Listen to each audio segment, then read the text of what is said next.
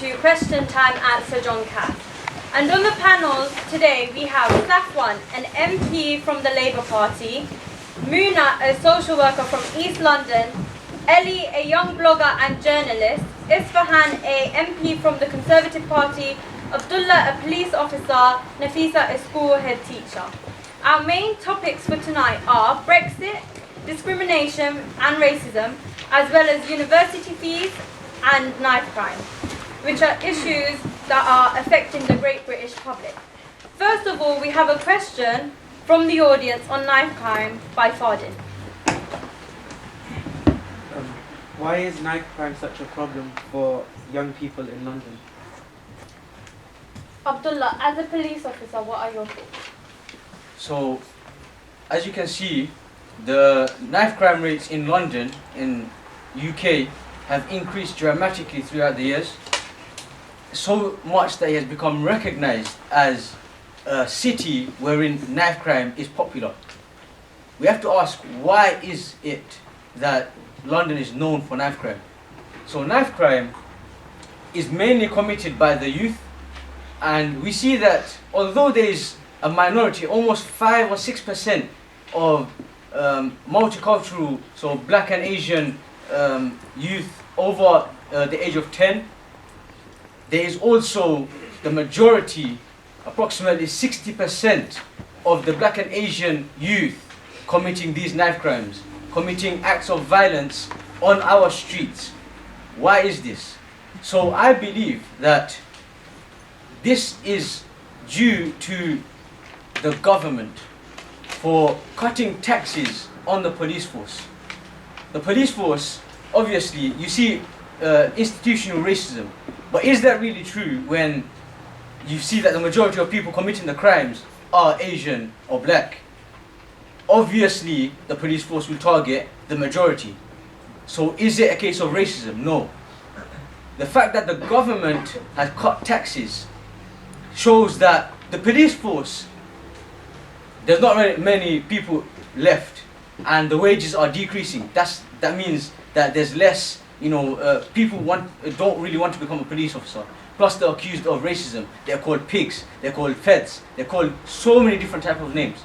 So why is it that I should be looking after the streets and I should not have to deal with young people stabbing each other? For what reason? Areas. Mouna, as a social worker, why do you think that young people are contributing to knife crime?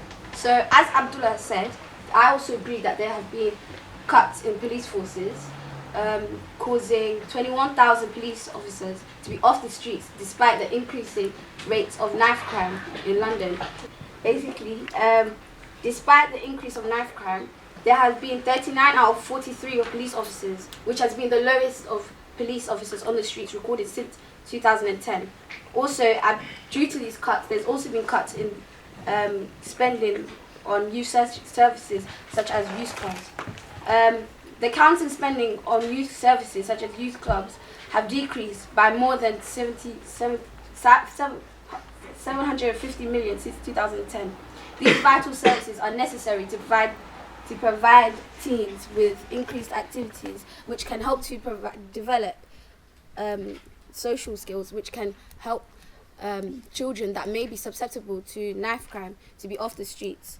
And due to these cuts in youth services, it forces the children to be on the streets, causing and subsequently leading to increase of knife crime. Isfahan, as the Conservative MP, what are your thoughts? Well, before I begin, I'd like to personally express my deepest condolences to families who have either been attacked by knife crime, directly or indirectly, or to those who may have lost a loved one to the merciless blade of knife crime. So therefore, I believe that the truth as we know it is that knife crime is a very real problem in our schools and streets today. The Metropolitan Police themselves state that between 2014 and 2016 alone, that the number of children carrying knives in London schools rose by almost 50%. And if that isn't bad enough, the amount of offences directly related to knives also rose within this time period by 26% in London schools. Now, judging by these statistics, know what you might be thinking, why aren't police officers like Abdullah here, the very people who swore on their lives, hand on heart, that they'd make our country a safer place, working day and night to ensure that our streets and schools stay as safe havens? Well, the answer is simpler than you think. It's not the fact that police officers or even our Mayor Sadiq Khan aren't doing enough to protect our country, but rather it's the parents and the entire families in which these knife-wielding gangsters, if you will, originate from. And unfortunately, the sad truth is that Black and Asian teenagers and families are the most affected by knife crime as both victims and perpetrators. And even more disappointing reality is the fact that this childish concept of a gang war has evolved from who could claim the most territory to entire bodies being scattered across our streets. And on top of parents not caring enough for their children, it also begs the question, don't they ever think where their kids go off to late hours? I mean, within this year alone, 35 teenagers have lost their lives to the blade and knife crime, so I think something should be done about this, not only in the police force, but mainly by the families in which these gangsters may come from. Thank you. Nafizah? Like mentioned before, I think that the government is to blame because of their changes in the education system. I think that students, they don't take pride in their education anymore. They don't see it as bright. They see it as forced. They don't want a degree, and instead of making GCSEs more harder and forcing people into a career path that they don't want, I think they should make the education system more versatile, make it more practical so people don't feel dumb if they're not good at certain subjects. So for example, take maths. Maths isn't everyone's strongest subject, but because some people fail it, and it's argued that there's too much emphasis on mainstream subjects and we're not addressing how there's people who are better than other things other than academics. And I think that's why it results in knife crime, because they believe that they don't have a future as good as anyone else, because we're now in a society of competition and we always felt like we're not good enough. Students feel like they're not good enough because they're not good at certain academic subjects. So in that case, I think that we should make changes to the education system so that it suits everyone. Ellie? I agree with what Nafisa said, that as young people we are pressured, that there is a lot of pressure on us to be successful and stuff, but it is an easy way for us to get money and be successful in a way is to turn to drugs and a life of violence. Thank you, Ellie. Safwan, as a member of the Labour Party, Sadiq Khan said it would take 10 years to reduce knife crime. Do you think this is true? Well, firstly, I would think Isfahan's delusional idea that families is because knife crime happens, because that is not the case. What the problem is with the Conservative Party, they're a bit stingy with the money. What they need to do, rather than blaming the families, they need to take some responsibility because they're in power. What they need to do, they need to build more youth clubs. And Sadiq Khan, what he said in 10 years, we could have done that within 5 years. Mouna, as a social worker, do you think it is to do with the breakdown of communication between parents and their children?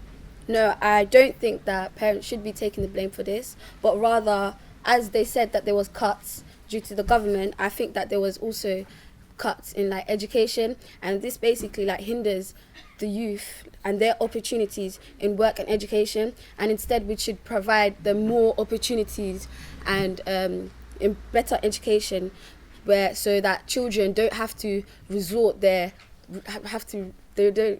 to putting their anger onto the streets, so that they feel, so then they could suppress all their anger due to education, as people upper classes and middle classes have better opportunities and better education to them, and feel violence is the only way that they could be successful. Isfahan, as the member of the Conservative Party, do you not think that we should put more intervention in place? Well, with what Safwan said, I guess you could say that youth clubs should be put into place. But also regarding that, I mean, even if we set up all these youth clubs, how many young teenagers will really be able to go, given the influence of certain factors such as drill music, for instance? I mean, this factor alone has encouraged a lot of crime to rise, especially within the youth, with the fact that a lot of rappers these days tend to glamorize the whole idea of violence. So even if Safwan, we do put up more youth clubs, can we really ensure that everyone in the youth is going to go to them, given how influenced they may be of certain role models such as rappers and whatnot? Thank you, Isfahan. We had a thorough discussion on knife crime.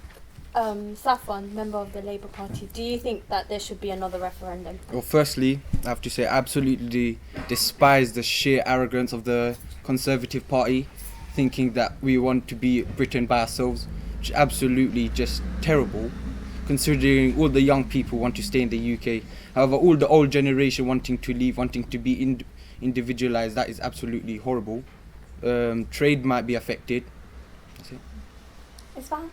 Well, but then again, Safwan, if when we do leave the EU in 2019, there'll be no more delays in trading our goods, and on top of that, we'll have flexibility on our services.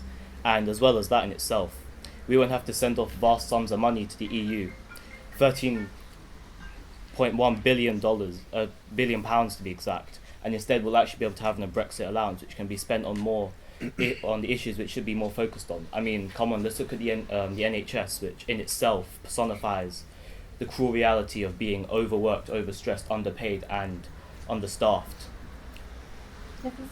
You said you want to create a future that is like beneficial for the youth's sake, because you said that you're investing money into universities. But if we leave Brexit is one of the biggest funds for university, so it would cause, if we leave the EU, then it causes a significant reduction in the number of students that study in the UK. Approximately right now there's 120,000 students, which 20,000 of our jobs here are dependent upon immigrants. The EU invests heavily in the UK unis, further education and research of a total of 8 billion. If we lose their funding, then it's going to have a huge implication for further education, facilities, teachers, lecturers and training providers. That means there's going to be no good quality of education available for students. So, and it could potentially lead to knife crime, because like I said before, if they don't see a point in their future, then why are they going to participate? Well, my response to that would be that yes, when we do leave the EU, it will take a significant amount of time to recover from losing support in multiple areas. But if you look at what history has achieved in itself, I mean, Rome wasn't built in a day. So therefore what I'm trying to say is that historical game changers do take time to achieve. And yes, there are going to be dark days ahead of us, but we have to at least try to stay focused on the fact that we intend and aim to leave a better future behind for the next generation, and that if we can't even start that today, when will we be able to start it? Abdullah? I would like to add to what Isfahan said. The fact that Britain was always independent, the UK has always been independent, and if you see in history, like he said, when we were independent, we were at our peak, we were the superpower of the world. So why is it that we can't do that again? And if you're talking about economy, so Qatar, they recently were neglected by other main countries around them, such as Saudi Arabia and Egypt. But so they were on their own. They rebuilt their economy and now it's thriving so much that their economy has become better than it was before. You also mentioned immigration. Immigration, yeah, I understand that many people that are immigrants have jobs that contribute to society. But can you also say that those same immigrants are hurting those streets, hurting our streets? Their children don't understand the morals of society. On top of that, why is it that the police have to focus on immigration and there has to be searches for people in places like restaurants? That's not part of the police's jobs. You say that Britain's always been an independent country and that they've always been by themselves, but that in fact isn't true, because if you want to look at it historically, they used immigrants, they used people in their wars to help them win the wars. So without immigrants, Britain wouldn't be where they are today. Ellie, as a young person, what do you think? So if you believe that this is what Britain wants, that Britain wants independence, why won't you have a revote? You said about the youth. The youth, what the youth wants. What the youth wants. But society is not only the youth. Shouldn't we be focusing on everyone? Why is it that you want to focus only on the youth? Yes, maybe they are our future, but you can't neglect the elderly. You can't neglect the people that are above us right now. But what about the people that have changed their minds? That they were misinformed by the Conservative Party and the Brexit campaign. What about them people? Isfahan? Well, I think personally that's on them. I mean, whilst Brexit in itself was in the works, I'm pretty sure that there was a great deal of all this on the news. I mean, all you ever heard back then, and at least now, is Brexit. How are we going to deal with this? So I think that even in the parts of London that may not have known about Brexit, I mean, can you really blame it on us? Because I mean, it was spread on the news for a decent amount of time, and now that they made their vote, I guess we just have to deal with the fact that we need to move forward and not backwards. But were we misinformed? I would say no, because When it comes to politics, there's always going to be certain policies where the politicians cannot fulfill. So people do understand that. That's why when Labour and Conservatives and any political party, when they put out their pledges, people know that they're not always going to be fulfilled. So you can't really say you are misinformed. Maybe it might happen in the future. There are going to be countless benefits, at least towards Britain leaving the EU. We'll be able to have more independence in terms of us as a country, and we'll actually be able to invest in more pressing issues. I mean, like I said, the NHS is one of them, but we can also, to an extent, focus on improving the youth and maybe putting more funding towards schools and education. May I comment? Yep. You're spending £500 million on Brexit, on a no deal. If your own party cannot agree on a solution on a deal, then why should we go through? Why cannot we not have a revote? Well, then again, yes, even Labour in itself is splitting up through this issue.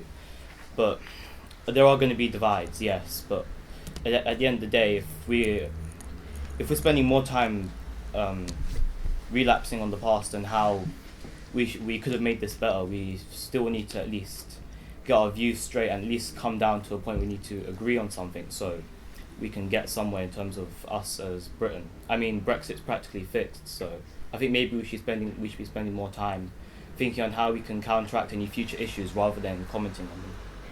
Safwan. Well, if the Conservative Party really are confident in the decision that it's going to benefit Britain, there should be a second referendum. Secondly, youths are more important than the older generation because the youth will be running this country one day. And if we go against their wishes, we don't know what's going to happen. So do you think that the voting age should be lowered? Yes. 16. Let's be honest. How many of our youth today understand politics and know what's going on in the world?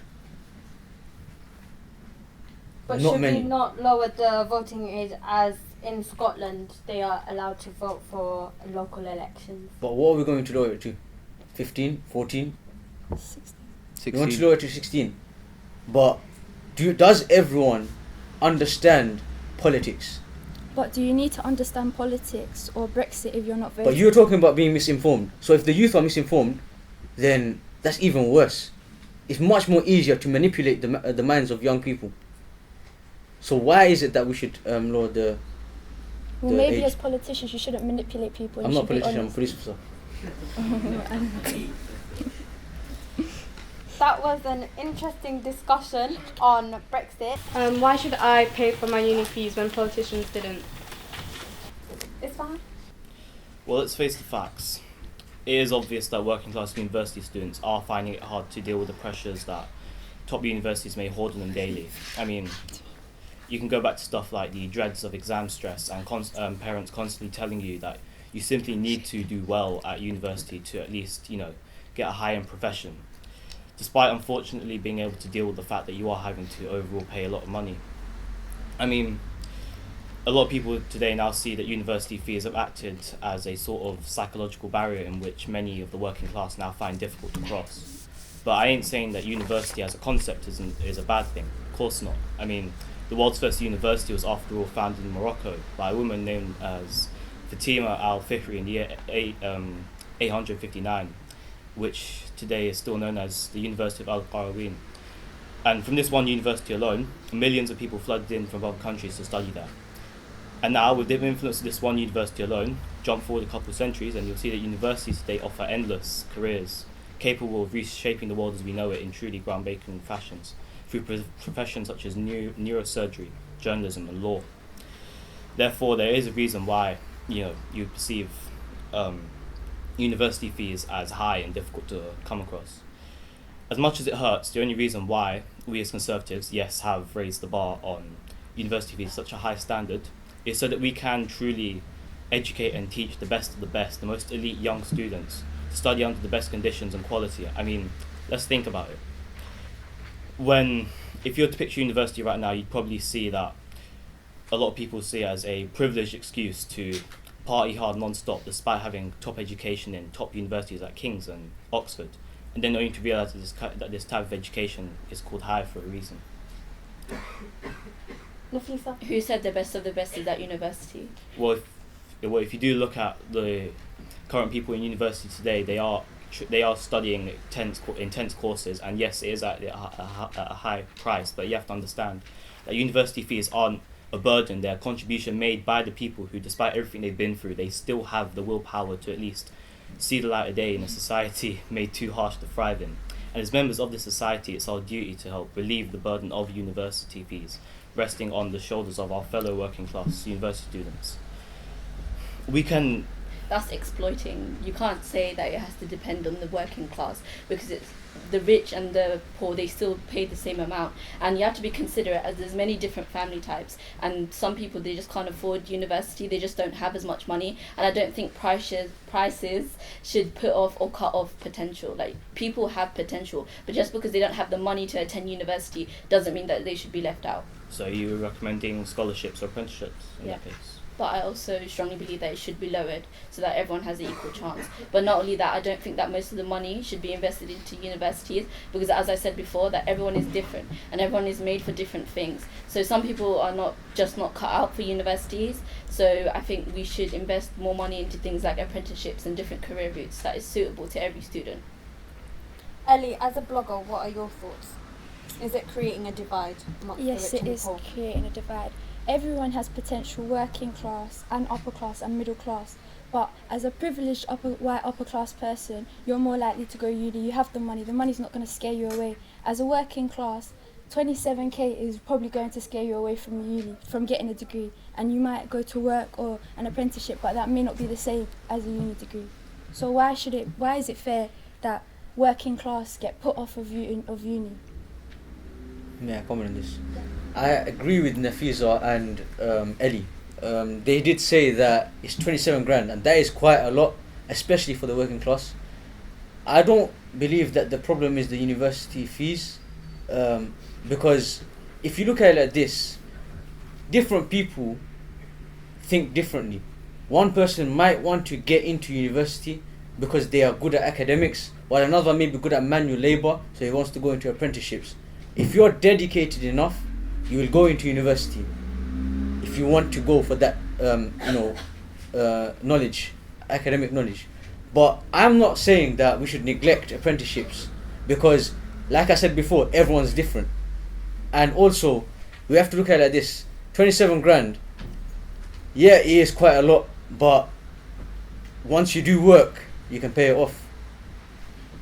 Mouna, as a social worker, do you think that the high university fees are causing to mental health issues? Yes, I do, because it has been found that amongst young people, there has been mental health due to high loans, as it's been found that 1 in 6 graduates feel like there's been pressure on paying back loans, which many feel like they cannot do. And also, it can also put people off, and this can decrease the chances of social mobility amongst the youth. So, Isfahan, should university places be awarded on merit and not parents' income? Well, when you think about university fees, you are given at least a certain amount of time to overall pay it off. Like Abdullah said, as soon as you get like a decently paying profession from university alone, you can start working towards paying it off. I mean, yes, it is a rather daunting sum of money to pay back, but at least the fact that universities are offering top skills and even spending an entire year in some cases just purely on work experience, I think that universities do deserve credit for what they teach and are able to provide for the future generation, because it's those people that will help, shape the future, shape the world, shape Britain, shape countries in need, essentially. Safwan, as an MP of the Labour Party, do you agree with the high university fees? Well, of course I don't, because people who want to go uni want to go there to study, not to pay to learn. They should have the right for, I'd say, no payment to do what they want to do. However, these universities fees putting off students, suicide rates increasing, people who even go through universities come out with such a rubbish job, all because of these stress that the Conservatives putting such a high price on university fees. I don't agree with it. May I just say, wasn't it the Labour's fault that university fees were introduced?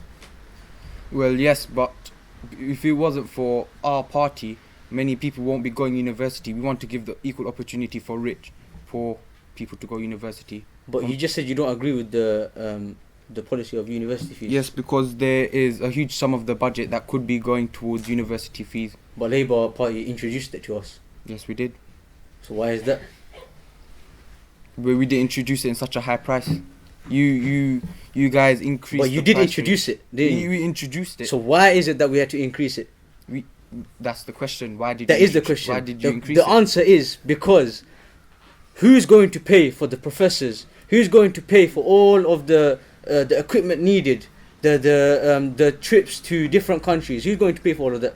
Okay, please. In one class, there's around 200 students in one class. 200 times 9,000. You can do the maths. It's a lot of money. That's not how much to pay for a professor, textbooks. In fact, university students have to pay for their own textbooks and books. What about living arrangements? Living arrangements, that is an extra fee that you guys are charging. Now we move on to the final question from the audience tonight from Rakib. Is racism getting worse in today's society? Ellie? Maybe not worse, but there is still racism predominant in our society. 60% of adults say that there is a lack of emotional support at work, and 30% say that they have witnessed or experienced racial harassment in 2015. So I think that there is a lack of support for people, and there is like people who believe that racism does not exist anymore, but it does. And with issues such as Brexit and stuff, it heightens the fact. Well, supporting what Ellie said, I mean, racism hasn't exactly gone worse, but it has become much more subtle through, social media and whatnot. You could also link this to how music glamorizes the whole idea of race superiority. I mean, I don't need to give any examples, but I mean, it's become more. You don't get much of it. You don't get much of it on the street. Much of racial You don't get much of racial offences face to face, but it's become more indirect. So if there is much of a way to tackle this indirect form of racism, I'd at least recommend it through the government or anything like that. Just any political figures, at least trying to give advice as to how they may tackle this form of indirect racism. So at least they can feel a lot more comforted in the fact that they aren't alone in feeling racially hurt.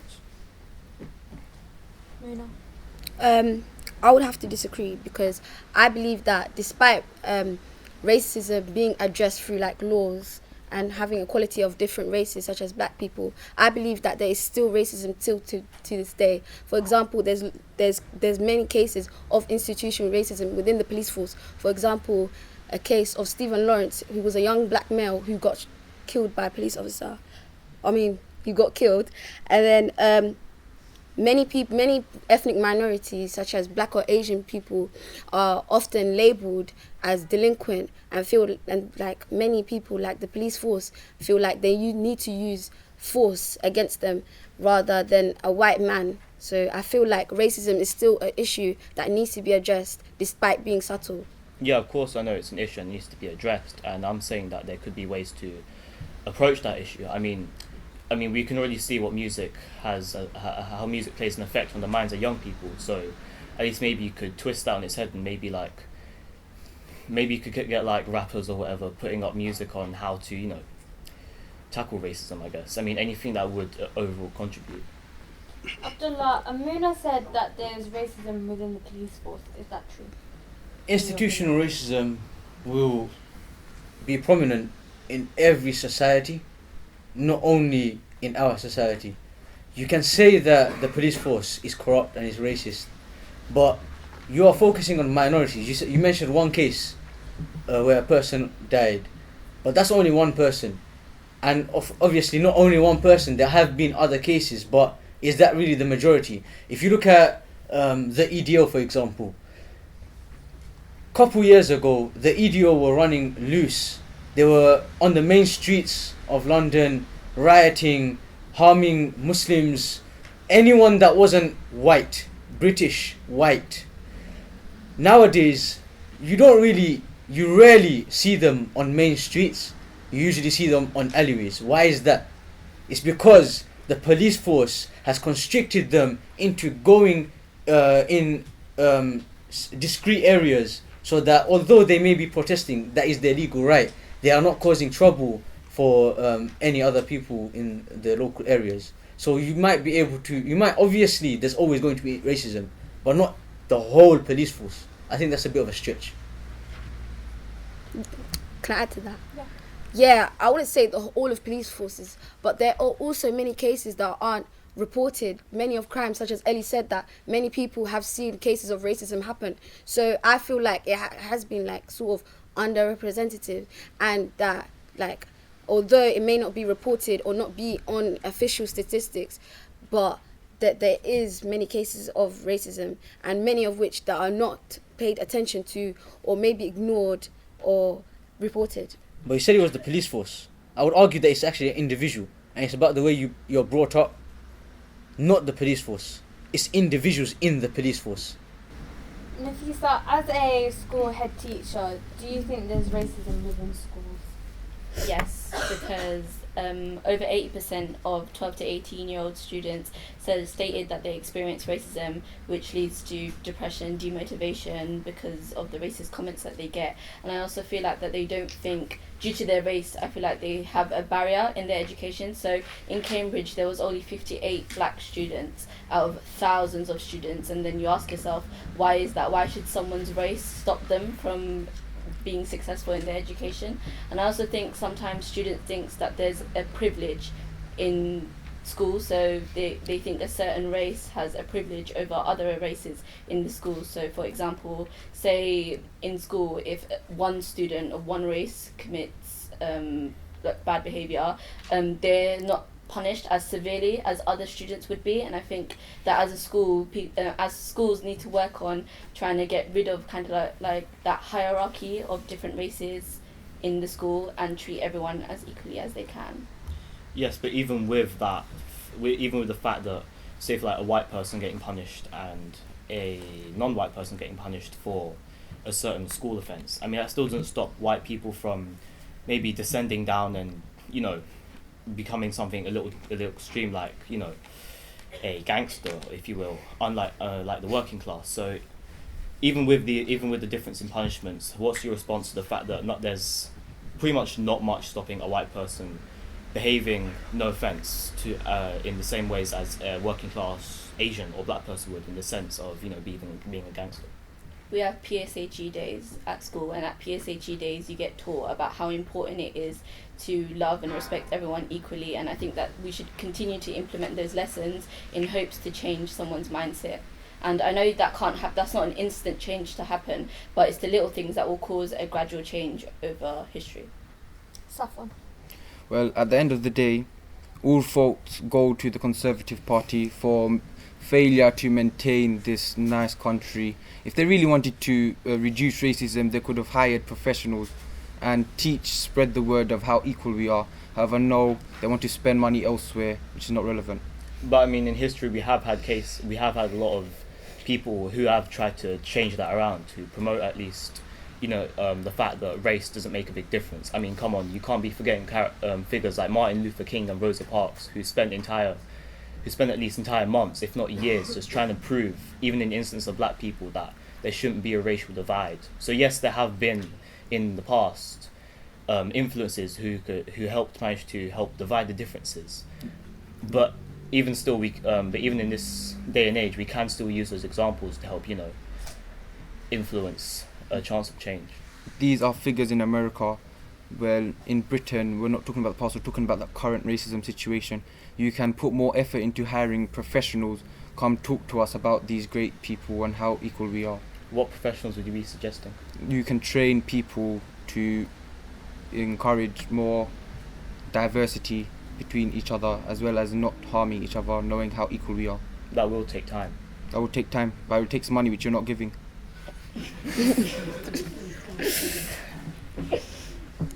Do we have any questions from the audience? relating back to Brexit. So there's been a lot of interesting debate about Brexit. Working with young people on a daily basis, I'm interested to hear how you think it's going to affect you in your day-to-day life. I'll answer that for you. Well, thanks to the Conservatives, we cannot go travel to other countries around the EU, so we are just strictly allowed to work in Britain. And if you want to go work to another country, we need a visa, permit to work, and we can all thank that to the Conservatives. As a young person, you don't want to stay in one place. You want to go to other countries, you travel the world and everything. However, thanks to the Conservatives, with the amazing deal that they're getting from the EU, we can't do this. The young people are suffering because of the Conservatives' decision. Well, that isn't exactly crippling them from travelling to wherever they want to. However, traveling's become more difficult for them to go, and as a young person, you don't want to spend most of your time how to get a visa, permit to work, stuff like that. You just want to be free, do what you want. I would like to start off. At the end of the day, all faults go to the Conservative for failure to maintain this wonderful nation. Whereas if it was passed off to the Labour Party, we would have done splendid, and we would have distributed money equally. And that's all I would like to say. And Conservatives need to work on how to maintain themselves. Well, let's hope that when you get elected in the next referendum that you'll make those changes happen, right, Safwan? Yes, it will happen. Alright. And that is the end of question time, and I would like to thank the audience. Let me go home.